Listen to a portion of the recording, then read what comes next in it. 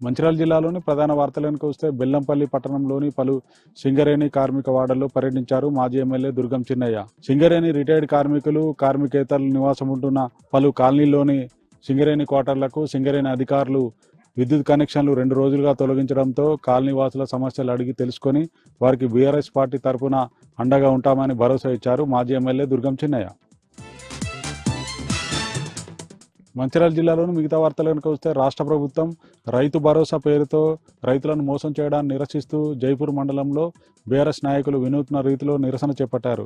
కాంగ్రెస్ ప్రభుత్వం హామీ ఇచ్చిన విధంగా ప్రతి ఎకరానికి 15,000 రూపాయల రైతు భరోసా చెల్లించాలంటూ జైపూర్ మండలంలోని పలు గ్రామాల్లో వాల్ పోస్టర్లతో నిరసన తెలిపారు బీఆర్ఎస్ నాయకులు. మంచిర్యాల జిల్లాలో 2 తళ్ల పామును స్మగ్లింగ్ చేస్తున్న మూటాను చాకచక్యంగా అదుపులోకి తీసుకున్నారు అటవీశాఖ అధికారులు.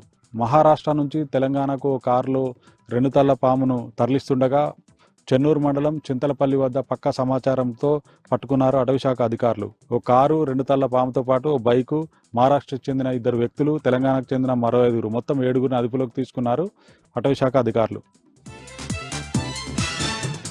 మంచిర్యాల జిల్లా బెల్లంపల్లి పట్టణంలోని కన్నాల జాతీయ రహదారి సమీపంలో బంగారు మైసమ్మ దేవాలయంలో చోరీ ఘటన కలకలం రేపింది. మైసమ్మ దేవాలయంలోని అమ్మవారి ముక్కుపుడక, మంగళసూత్రం, బీరువాలో నగలు ఎత్తుకెళ్లారు దొంగలు. ఘటనా స్థలానికి చేరుకున్న పోలీసులు కేసు నమోదు చేసుకుని దర్యాప్తు చేస్తున్నారు. కొమరంభీం ఆసిఫాబాద్ జిల్లా కేంద్రంలో పతంగిలు అమ్మే షాపుల్లో సోదాలు నిర్వహించారు పోలీసులు. పర్యావరణానికి ప్రమాదకరంగా మారిన చైనా మాంజాలు అమ్మినట్లయితే కఠిన చర్యలు తీసుకుంటామని పతంగి షాపుల యజమానులను హెచ్చరించారు పోలీసులు.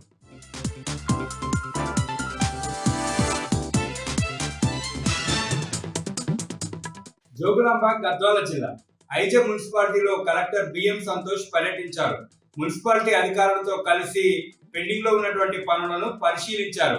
Veg and non veg market నిర్మాణం పూర్తయిన 30 పడకల ఆసుపత్రి భవన నిర్మాణాలను పరిశీలించారు. పెద్దవాగుపై పెండింగ్ లో ఉన్న బ్రిడ్జ్ అప్రోచ్ రోడ్ ను పూర్తి చేయిస్తామన్నారు.